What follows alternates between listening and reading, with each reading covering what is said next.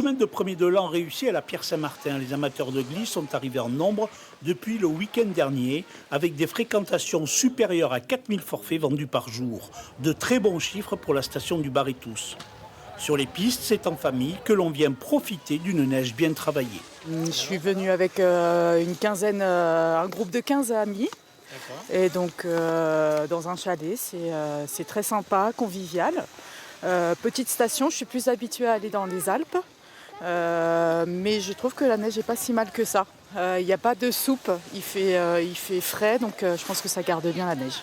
C'est une bonne petite station familiale où pour nos enfants, comme pour apprendre, c'est super. Parce que tout le domaine est autour des logements là. Donc ouais, c'est génial. Depuis que j'ai l'âge de 3 ans, je connais la Pierre Saint-Martin. Donc voilà, c'est une super station familiale. Et là, on a tout ce qu'il faut pour qu'elle découvre le ski avec plaisir.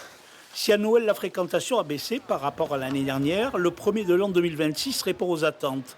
Les hébergements sont pleins et l'on devrait dépasser les 30 000 passes vendues au 1er janvier depuis l'ouverture début décembre. La semaine du Nouvel An, traditionnellement, les gens viennent plus en famille aussi, mais au ski. Et donc, ils pratiquent beaucoup plus des activités sur la seconde semaine des vacances. Et après, on a aussi une très forte fréquentation basque-espagnole, donc qui vient renforcer la fréquentation française qu'on a sur la Pierre Saint-Martin.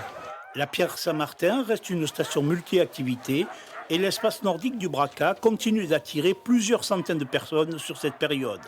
Raquettes, ski de fond et balades en chien de traîneau font partie des activités en vogue dans la vallée du Bar-et-Tous.